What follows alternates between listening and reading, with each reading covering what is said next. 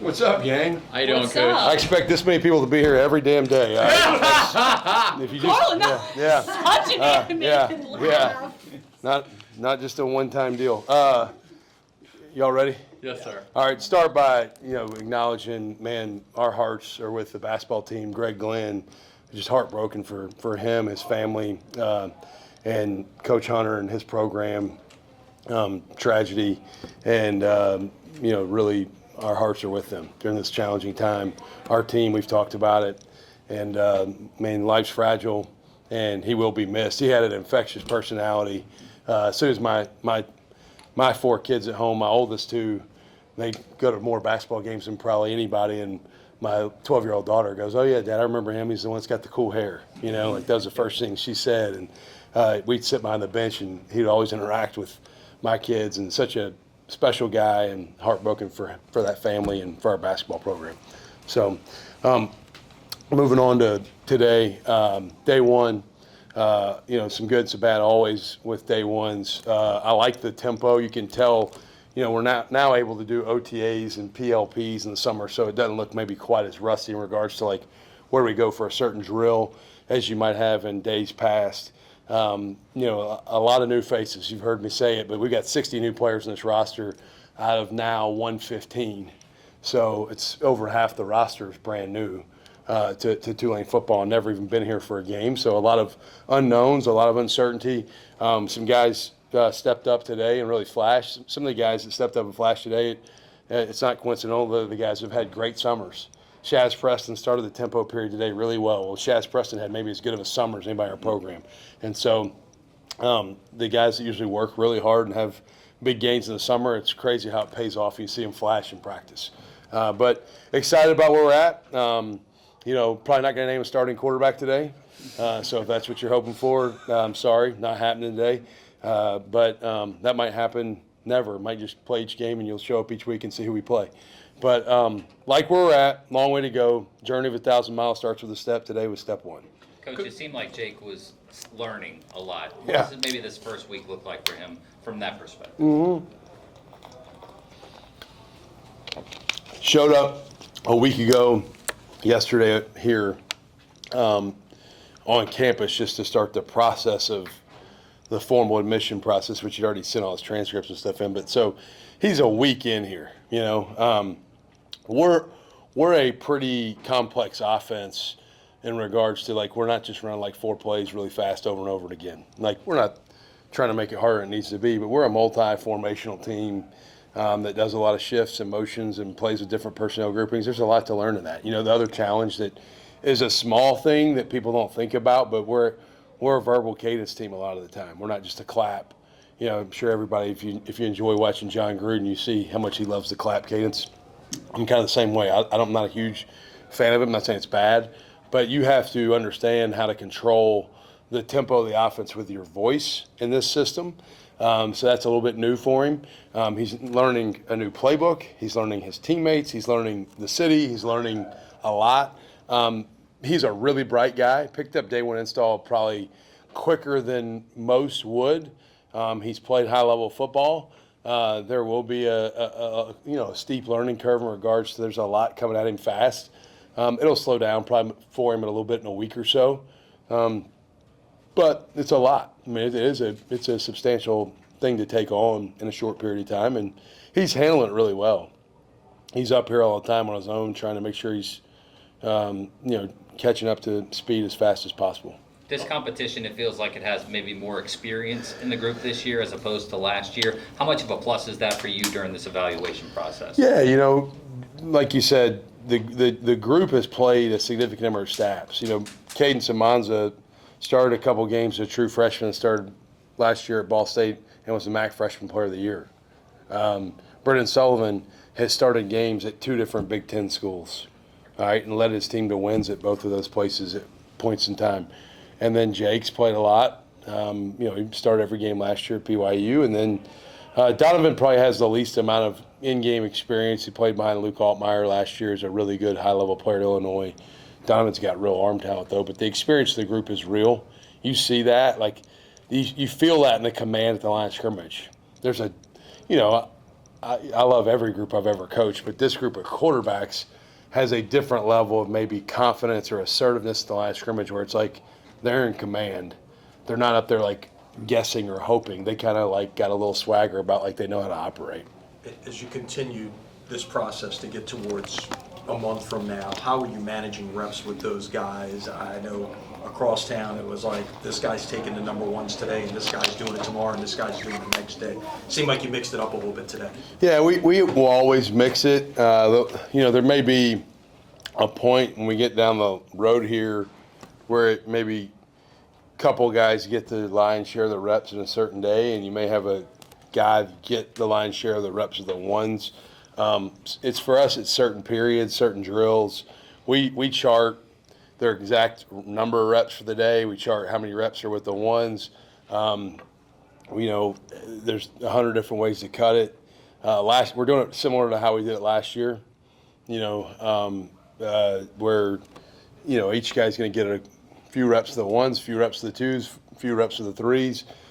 See them operate. They all got to operate with the ones at some point in day one install today. Did not have Jake go with the ones today just because, out of respect to the guys that have been here, he didn't really take a bunch of snaps of the ones, but he'll get his opportunities as training camp goes on. The other guys got the lion's share of the reps of the ones today. I wouldn't read too much into that. That's just kind of, he's been here for a week.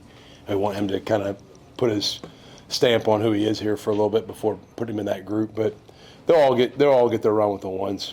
We're a month away from opener. Yeah. That's not mountainous odds for Jake to come in and start game one against Northwestern. I mean, a month away, he's been in big-time programs before. Yeah. He can figure it out that quick, huh? From a playing the game perspective, no concern. From a being able to operate and understand progressions, shifts, motions, all the stuff that goes on with the offense, that's where you just, how much can he grasp and operate, and how much can he know his teammates? And so it's not impossible. No. I mean, when all these guys in that quarterback room came here under the premise of you have an opportunity to win the starting job. Even if you start game one, that doesn't mean you start game two. Like you have to earn it every day. You get what you earn. And nobody's been promised anything. Nobody's been kept out from an opportunity. Everybody's getting a shot to win the job and put their name on it. It's not impossible, no. Or we wouldn't have brought him in.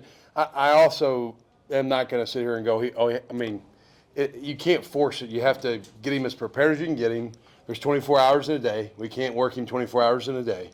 Can't work him every minute of the day. He's got to get some sleep, and he's still got a class he's doing to finalize graduation at BYU. Like there's other things he's got other than just football right now. So he's got a lot to take on. Is it possible? Yes. Is it challenging? Yes. It's not going to be easy. It's going to be really, really hard to catch up to speed. But when I made the decision with the staff to bring him in, it wasn't necessarily just about game one. It was like, all right, we want to play 12-plus games, right? Well, it helps to have as many good players in your roster available to help you play the long haul of the season.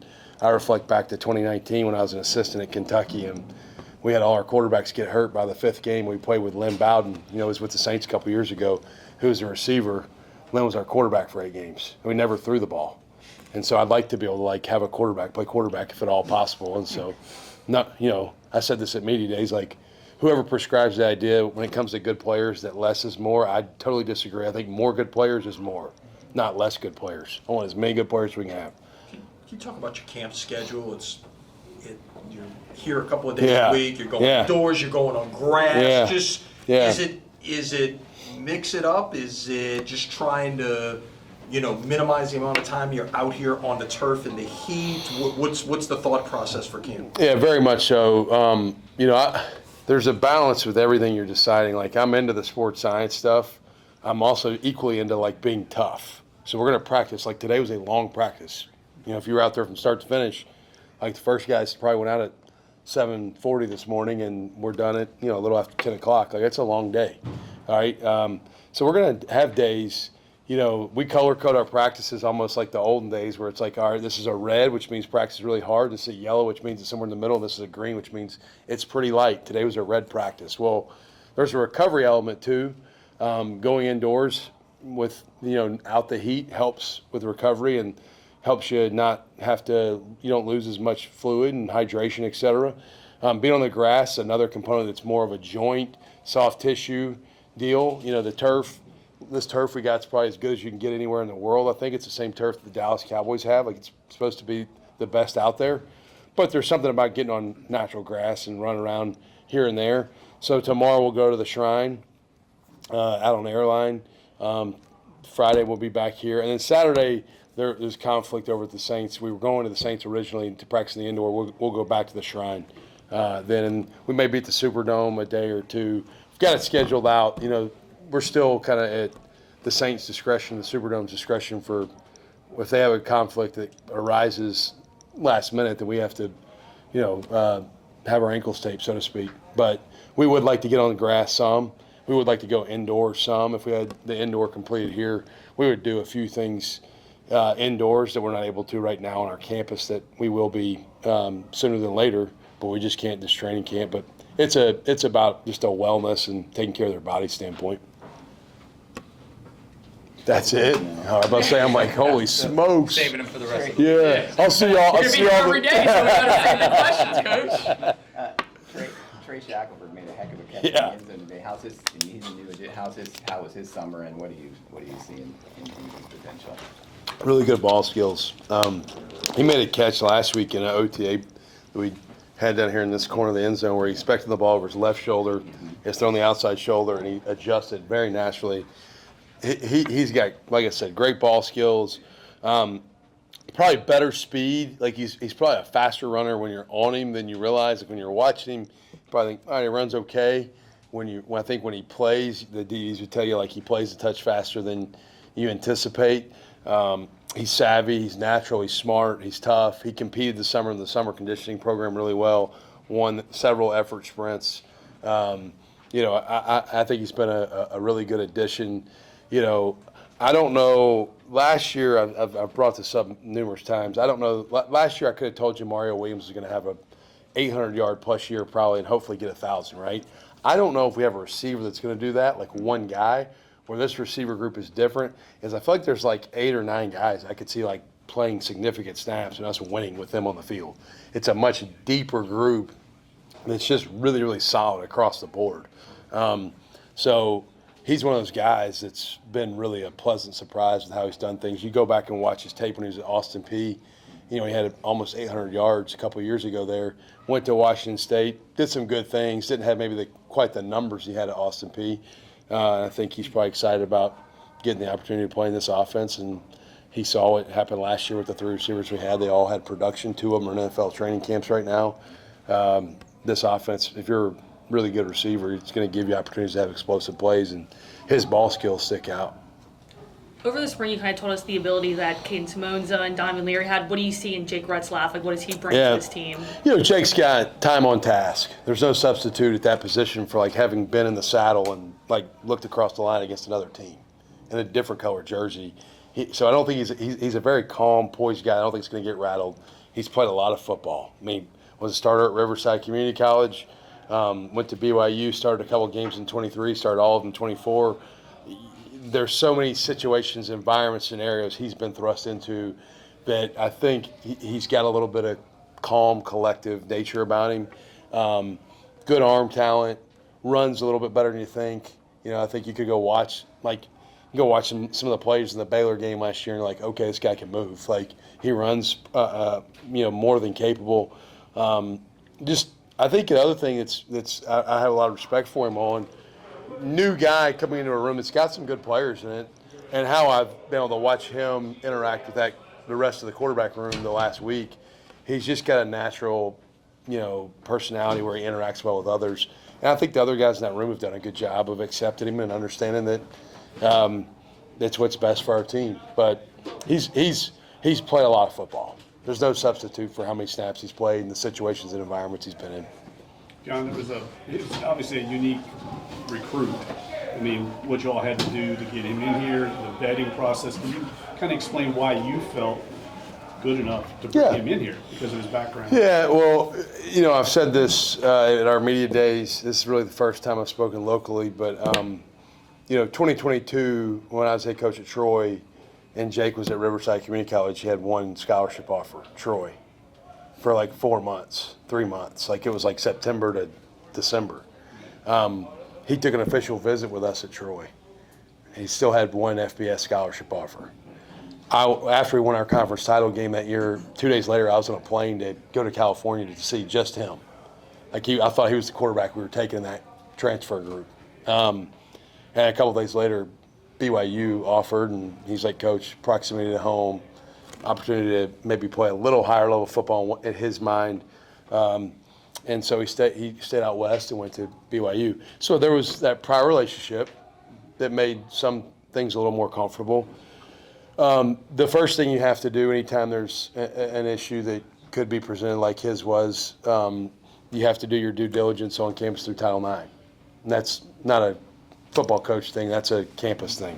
And so they turned it over to them before we even really moved forward and said, hey, is this a yes or a no? After their process, they responded with, we're more than comfortable with him being a part of our student body off of the information that's been fully presented and vetted. Then you have to go through the academic component. And, with our procedures here on Progress Towards Degree, that it's an NCAA rule and how many transferable units we'll take, he had to graduate BYU to be able to come here. He couldn't come here without being a grad transfer, really. And so he's in the process of finalizing his last class right now, which he's on track to do in short order here. And then you go to, all right, all those other boxes check. Does this fit football-wise? And timeline, if you ask me, like, would I rather a guy like that come in January or July? January. June or July? June. Like, sooner's better there. But it presented, and as we went through the process and felt like it could be a fit mutually, it was important for our quarterback room to understand it wasn't a knock on them. We didn't bring Jake in as an indictment of who's on our roster at quarterback. I like our quarterback room. Like, I think we can win games with Caden Samanza, with Brendan Sullivan, with Donovan Leary. Would it look a little different with each guy, how we win the game? Yeah. And does having another good player in that room that has played high-level football make our team better? I think it probably does. And so, the job has not been won by anybody. Nothing's written in stone yet, and we're all competing with each other to figure out who the starter is. But as we went through the process, it made sense to bring a guy in that I think really was deserving of an opportunity, and it fit. Did you feel the need to talk to, I'm sure you did, each of the quarterbacks? Oh, yeah. One of my greatest strengths is probably also a weakness at times, but I'm brutally honest. I don't pull any punches. Like, I made sure I had a chance to look our quarterback room in the eye before really even telling Jake he could come. And I felt good that Jake was going to come once I told him he could come, but look the quarterback room in the eye and tell them, hey, guys, here's what we're doing. Or here's what we're likely doing. Here's why. And I explained to them the 2019 situation at Kentucky where we had no quarterbacks by the end of the year. And I'm like, and then at the same time, I told them all, I said, who in here has been promised anything from me about playing time to come here? And they all were like, you haven't promised anybody anything. Okay, he's been told the same thing y'all were told. He didn't get brought in with a guarantee of you're going to start game one. You know who's going to start game one? Who earns it between now and game one. And so, but we talked very transparently with the quarterback room because I think that's the way you handle these things. I care about everybody in the room. I love all those guys. I think they're all great guys, and it's important for us to be upfront with them and, and honest with them. And we have been completely honest, like maybe brutally honest to a fault. All right. Yep. All right. I plan on seeing everybody tomorrow, right?